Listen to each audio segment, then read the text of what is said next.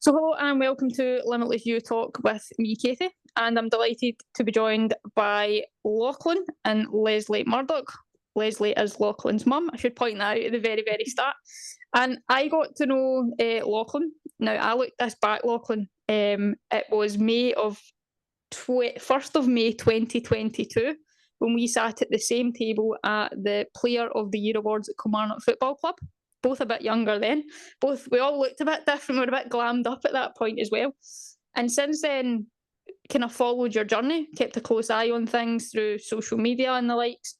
And basically, I'm not going to say any more, but who is Lochlan? Who is Lesley to Lochlan? And Lochlans Legacy? So over to you guys to tell us a bit about that. So I'm Lochlan. I'm 15, turning 16 in November. I've got my own charity called Lochlans Legacy. I'm a IWIL ambassador. I'm a Dexcom warrior.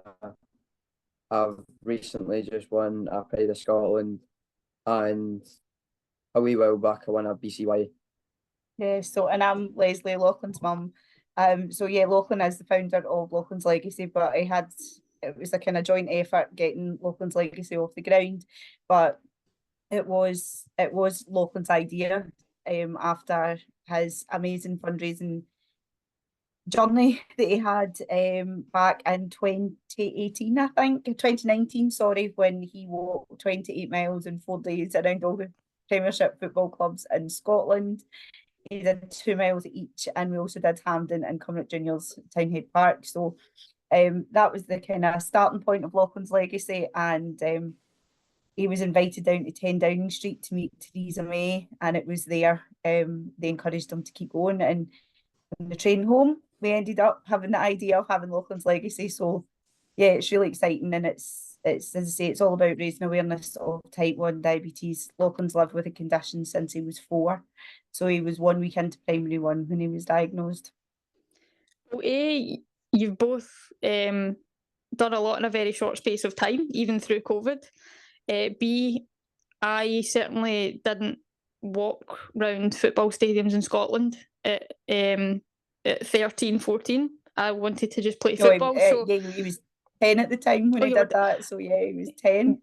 It was wild. I had no intention of doing anything, and I think it's important probably to point out now that for such a young age, going through what you've gone through with diabetes and living with it and raising awareness is just incredible. And obviously being in a fortunate position that I've only seen a snippet in the last few years.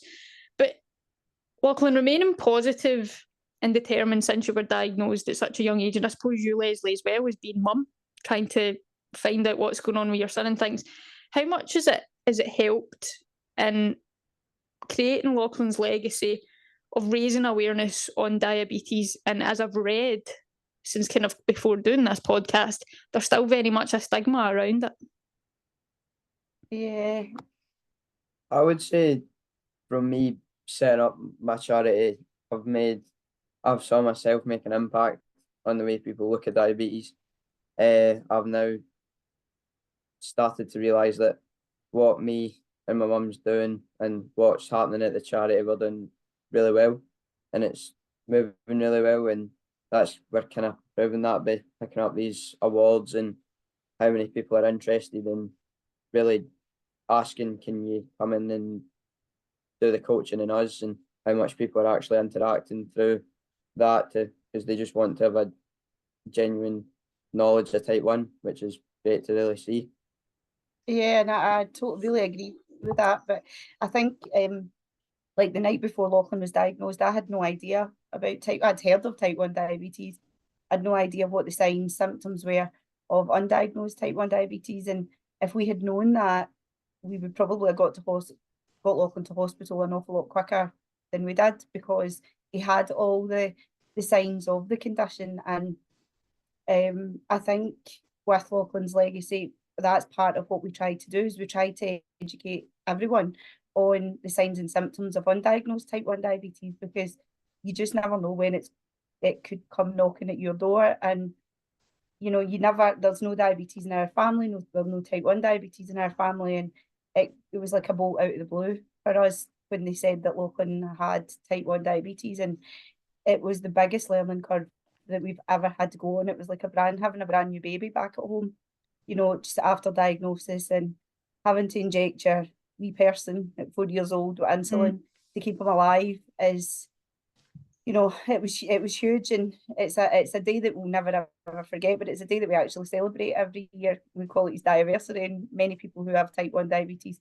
do celebrate that. And we don't celebrate the fact that he's got type 1, we celebrate the fact that he's achieving so much with his type 1 diabetes, and it's really important to recognise that. But through the charity, I do feel, you know, that sort of information is essential to everyone, and that's part of what we're trying to do, because, as I say, they're like, type 1 diabetes doesn't just happen in childhood, it can happen at absolutely any age. So it's a life skill to know, you know, the signs, because you just never know when you could pick up on it.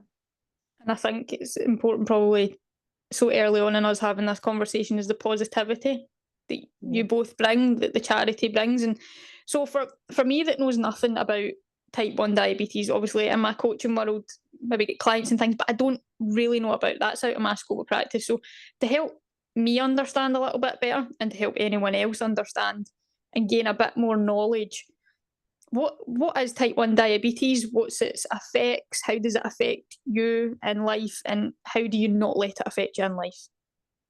Well, I go with the description then, Lochlan, right? Okay. So type 1 diabetes is actually an autoimmune condition, which many people don't know, that you know, it's an autoimmune. And I think that's hugely to do with the stigma that is surrounding diabetes, because the amount of times that we've been asked, oh, you know, should Lochlan be eating that? Yeah, he should. I thought he had diabetes. He doesn't look like he's diabetic. What does a diabetic supposed to look like, you know? Or did you eat too many sweeties as a kid to get diabetes? We get that a lot. So, as I say, type 1 diabetes is an autoimmune condition. So Lochlan's body, he actually had scarlet fever a few months before he was diagnosed with type 1. But we don't know if that's the cause. Is that possibly been the trigger? Who knows? But his body started to fight against itself, killed the beta cells in the pancreas, so his body does not produce insulin whatsoever. And that is type 1 diabetes. Your body doesn't produce insulin, whereas type 2 diabetes means you're insulin resistant. So for Lochlan and anyone else who has type 1 diabetes, that means they're on insulin for life. They've got to have insulin for life. It's not something that you can grow out of. You can't take cinnamon to make it better. You can't do anything like that. You are on insulin for the rest of your life, and at this moment in time it's non-curable. But you can explain more how diabetes kind of makes you feel, with the different things you have to go through and things with your highs and lows. In my life, I don't let diabetes really affect me, unless that affects me when I'm doing like sport, because if my bloods go low, like I just feel tired, and kind of just as if like my body's just kind of like really tired, and I feel as if I've got no power in me. So that's when I really need to kind of have a break from whatever I'm doing, and letting go have. I use dextrose. I would have 4 or 5 dextrose to get my bloods back up. Wait about 10 minutes, and then that should be me ready to go back on. But if my bloods are high, it takes a wee bit longer to solve. That's where I need to go off, get myself some insulin, and let my bloods come back down, hopefully. And that should come down within really an hour, hopefully less. So if I can really kind of still, if I'm out or if I'm at PE, I can still play when I'm high. It's just I can get agitated quickly, and if I'm not playing great, I'll get really angry at myself, and I try not, but sometimes if my bloods are really high, I can get just really angry in general. So I try, I prefer not to be high. I would prefer to be a wee bit lower, but it's just I can't really decide what my bloods do, and it's something I need to live with and hope for the best, really. And Do you know, I love that.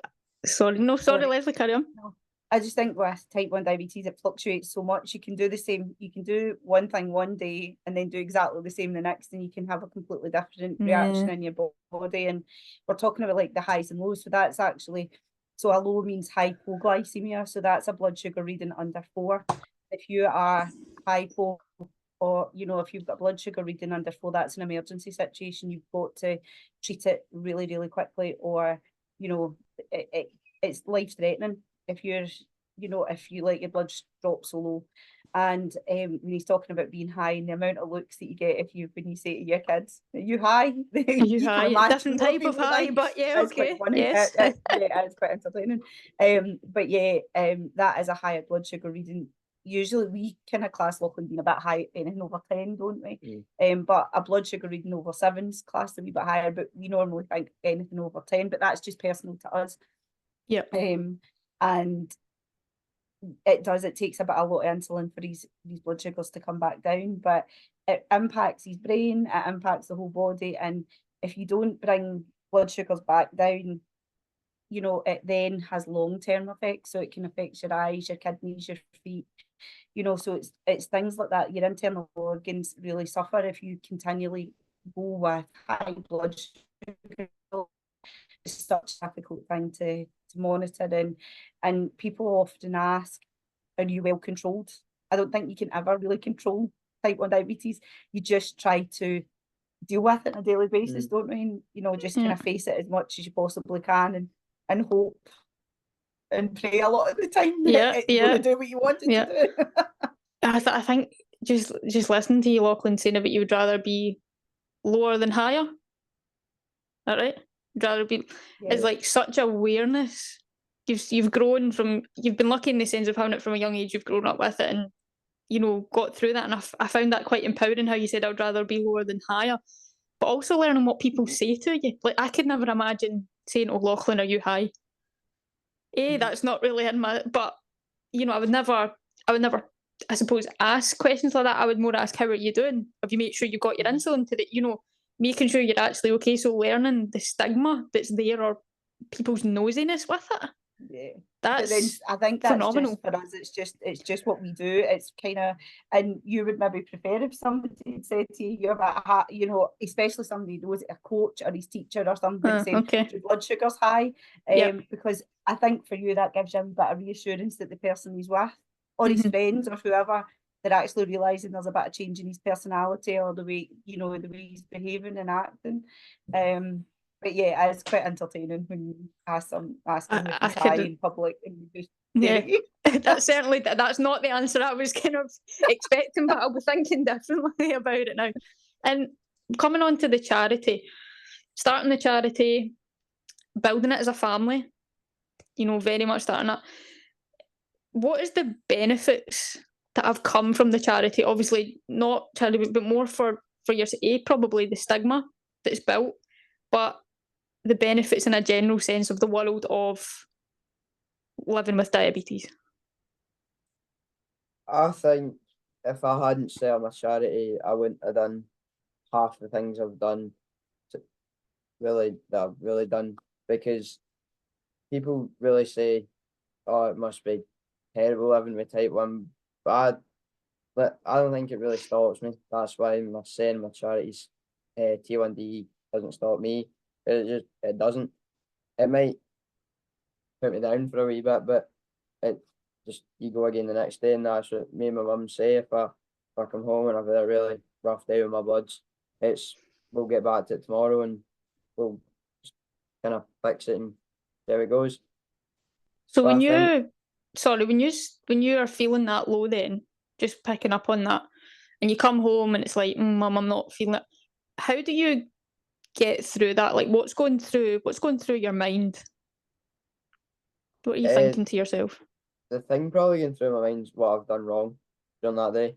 It's if I've missed a bolus, I've ate something maybe I've not added into my bolus, or is it just being a bad diabetes day and bad bloods day, which does happen. Like, I could do everything right every day, and it's like my mum said earlier, it's just not your day.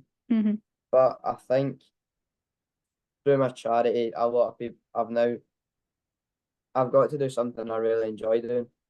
I get to teach people and how it would help me, but also for people younger than me and same age as me and older, it makes them more comfortable if they can go to sport and be like more comfortable because their teacher or their coach knows how they're really feeling. But another thing is the experiences I've got through my charity is just incredible. Me, my mum, my dad, and my whole family have been to places probably we never thought we'd be to. You would never be thinking that either. Yeah, I think no, and I mean, Lochlan will have days and he'll come in and he's really hard on himself now. Like when he was younger, he didn't really have that same awareness, and he used to get really overwhelmed when he was younger. With it just being like it's a huge thing to deal with on a daily basis. Like one of the things that we know there's been research onto it, like type 1 diabetics have to make an extra 180 decisions a day on top of just normal everyday life. They make 180 extra decisions a day with regards to their type 1 diabetes. So no matter what Lochlan has to eat, he needs to know the carb content of everything that he has in front of him. And before he had his technology that he's got at the moment, we had to work out, like, so it's called an insulin to carb ratio. So we had to know how much insulin that he had to get to every, 10 grams of carbs that he was eating at that time. But his technology's kind of taken that away a wee bit now, and it does it for him, which is amazing. But your insulin to carb ratio changes throughout the day. It's also different when it's when you're participating in sport. It's different when you're in school. Stress levels, lots of different things impact it. So yeah, there's about 180 extra decisions a day. So when he was younger, he did get really overwhelmed, and he did have times where he didn't want to have diabetes, and he would cry and he would get really upset. And I'm pretty certain he still thinks that a lot some of the time. Like, he has to wear a Dexcom in his arm and an Omnipod in his back. Like, he has technology that you can see, which is different to everybody else, and it can be challenging. But I think, as Lochlan said, through the charity, you get a chance to meet other people who are living the same life as you are, and you can learn from them. You can learn tips and stuff from them. But he gives me, as working with the charity, he gives me the opportunity to go out there and share his experience and his lived experience to a huge amount of people. And that's so important, because you can learn all the medical stuff that you want, but you don't really know what it's like to live with it until you speak to somebody who actually does live with it. And I hope that makes sense. And I think there's a huge impact in that, is learning from others who live with the condition and actually tell you the truth. Because a lot of the time, and I'm quite guilty of it, I was before with the charity, people would ask about diabetes or type 1, and you would go, hey, yeah, we're fine, it's, we'll manage and we're doing great. You kind of play it down a wee bit. And that probably doesn't help with the situations at time. Whereas now we don't play it down as much, and we say, yeah, it is a kind of rough day today, or it is hard, and it's a horrible thing to say, but you can't guarantee if Lochlan goes to bed at night, he's going to wake up the next morning. As a parent, that's a really, really, really difficult thing. The new technology is absolutely phenomenal, but when Lochlan was younger, before he went on to the new technology he's got, we would check Lochlan at least 3 times a night, just to go up and just make sure he was okay. Whereas it now alarms in our phones, and we do now manage to sleep through the night, unless it's alarming constantly, which that does happen quite a lot too.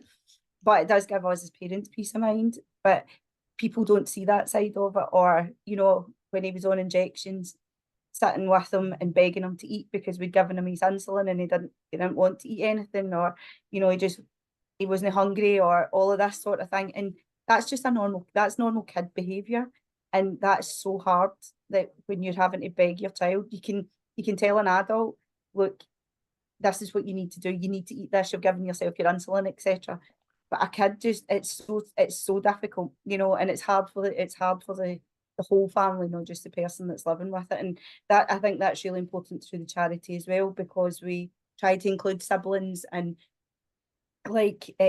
children of people who live with type 1 diabetes, because they're essentially caring for somebody with type 1 diabetes at times. You know, siblings are exactly the same, because their brother or sister could be getting an awful lot more attention than they are, and it can be hard, and they might be thinking, will I get this next? You know, is it something that I might get through later in life? And, you know, it can be quite challenging, but Lochlan's dead positive about it, and I think it's a really good thing. I think it makes me think that I could be more positive about certain things, you know, and I think everyone should probably feel like that, to have that outlook at such a young age. And I know that wasn't always the case, Lochlan. I did read that you suffered a leg injury back in 2018, and it did have an impact on your mental health. Again, doubling that with what you were going through, your diabetes journey at the time. But I wanted to ask you, what did you learn from kind of having an impact in your own mental health? What did you learn from it that maybe someone else in teenage years like yourself could help them if they're feeling like that?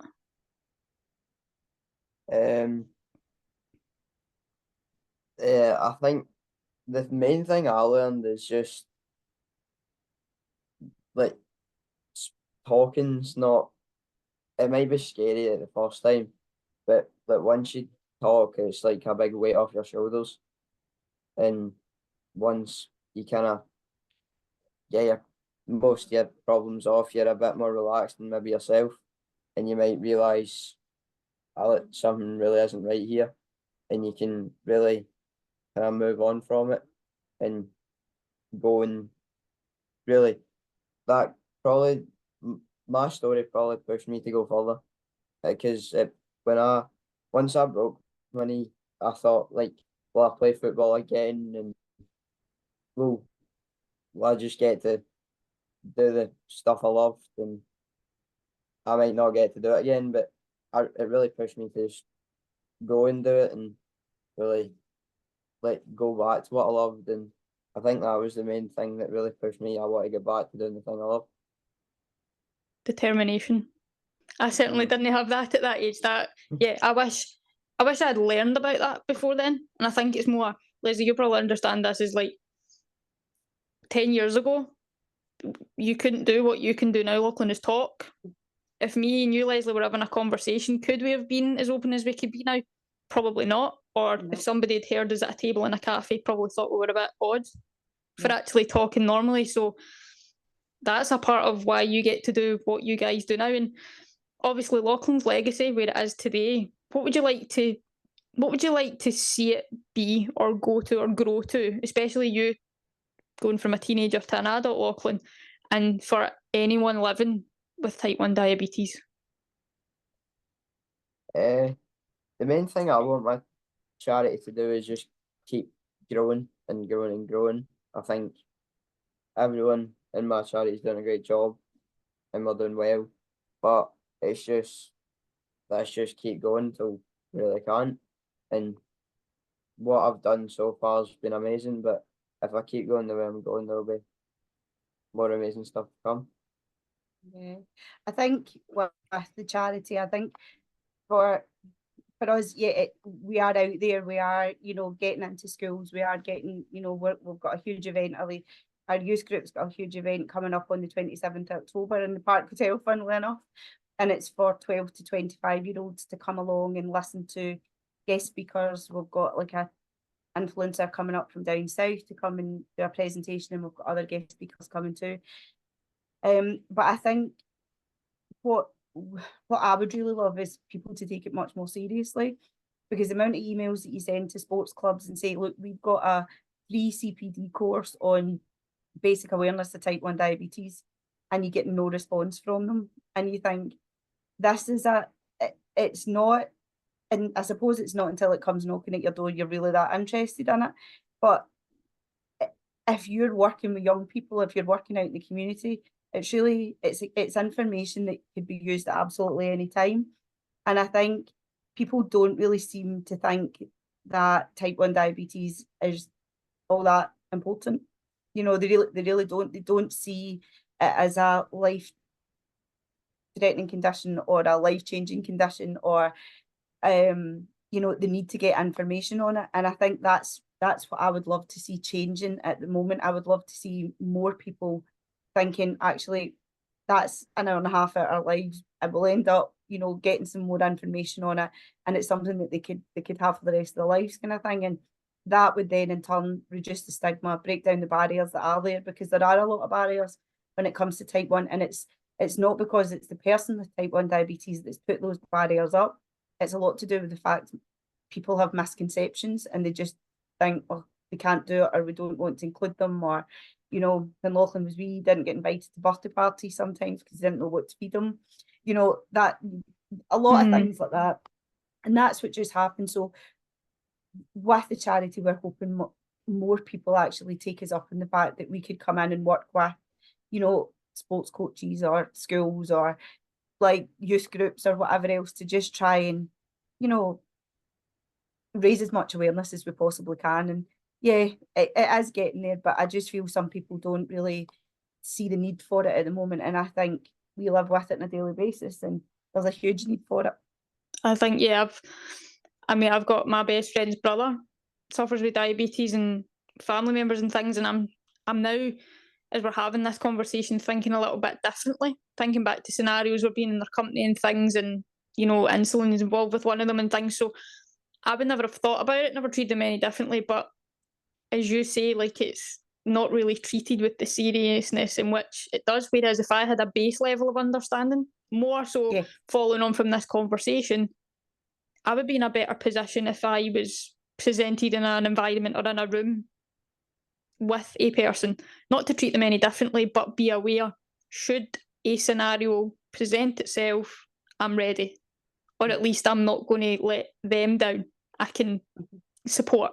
And even just the simplest way, or the short, you know, I can just be there. But what's it like being in partnership with one another? Let's get down to the real nitty-gritty stuff. What's it like working with your mum? I think I wouldn't want to work with anyone different. Me and my mum got on great. We do everything together, which I think helps. Some people aren't as close to their mum, and I don't really understand why. I'm the same. But I couldn't really see myself being where I am today without my mum, because me and my mum, really, she's just my personal assistant. That's what I like to call her. Oh, right, okay. Now the truth's coming out. Because anytime I have an idea, I kind of just go, I've got an idea, I tell her, then that's what she goes and works on, really. But I know I can trust her with anything I really say, and she can do it, really. So I really enjoy working with her. How does that feel hearing that? Yeah, I'm just super proud of Lochlan. Like, we are absolute. He's my absolute best friend in the whole world. I love him to bits, although he drives me utterly insane a lot of the time. Personal assistant, yeah, that might be getting around for that later. Yes, oh goodness, no, I'm used to it. And most of the time he doesn't even call me mum, he just calls me Lesley, and I think, oh, see you're a monster. However, I think we do have a really good relationship, and yeah, we do a lot to do with the charity together, but we go to the football together, we go and watch Kelly home and away, and, you know, that's nothing to do with diabetes, it's nothing to do with the charity. You know, we spend a lot of time. It's painful though. Stuff. Yeah, oh, very painful. Oh my goodness, yes. Saturday was well. Aye, Saturday was hard work. But we do a lot of things that's nothing to do with type 1 diabetes, because it's life consuming as it is. So we try to just do as many, you know, fun things as we possibly can. We're always up to something. And it's great fun most of the time. I think it's I've certainly been in a privileged position, because without meeting you, we wouldn't be here having this conversation, or we wouldn't be learning about it. And I think, just before I let yourselves go, I've got a final question, but I want you both to answer it separately and then one together. So, Lochlan, I'll start with you. What is your superpower? If you think of something that is really powerful to you, that is your superpower for you every day, what would you say it is? Probably my diabetes. Why? I think, although it comes with a few negatives, I think, just like I said earlier, I don't think I would be the person who I am today without really having type 1. So I think type 1's just not only helped me, but it's helped me as a person, really, and just really show what I can do, and I really enjoyed that. Well, all my experiences have came really from a charity and just my hard work and our hard work. Yeah. Lesley, what about you? Same question. Oh, I have no idea. I love don't putting people think on the I've got spot any like this. superpowers Yes, you do. whatsoever. You do. Come on, you do. I think, that's a really tricky question. You've totally thrown me with this one. That's why I ask it. I love throwing, but it's seen people's faces. Yeah, I think possibly, is it a superpower? I don't know. I think courage, because I think being a parent of somebody with type 1 diabetes, it is really hard. But you get up every morning, you face it, and you watch them going through the hardest thing they ever have to do every single day. You want to take it away from them, but you just have, it is quite, it's really hard to describe, but yeah, probably courage, I would say. That's a massive superpower. I think you've just got to believe and hope for the best, and just be courageous. And what about a joint superpower? Teamwork. Yeah, that's Can you give me some tips after this, please, on how to work teamwork, please? That would be great after this. I would definitely say teamwork. Aye, definitely. We are like an absolute team. And what's the best thing about being a team? The best thing about me and my mum being a team is I'm working with my mum. I think probably because she can just drive me. So if it is something if I can do it together, me and my mum can go, and we always enjoy it. So probably teamwork is probably because we have a lot of fun. I think the best thing about being a team is, we can work really, really hard, but I get to see Lochlan achieving above and beyond a lot of the time, and I'm with him at all of these things that he's doing, and that's huge, for me to be able to work with Lochlan and see ideas that he's had, work on them together, and then them come to fruition, and see him standing up giving speeches at Parliament and doing all of these different amazing things that he does. It is really incredible. So I would say that it's a definite teamwork. So I think that's the perfect way to sum it all up, and I hope that anyone listening to this conversation really takes up, even just Google what type 1 diabetes is, the amount of information, simple information that's out there to just give you a few words of understanding is the difference, or could be the difference, to again help and break the stigma. So thank you both for joining me. It's been absolutely fantastic. Thanks so much for having us. Thank you.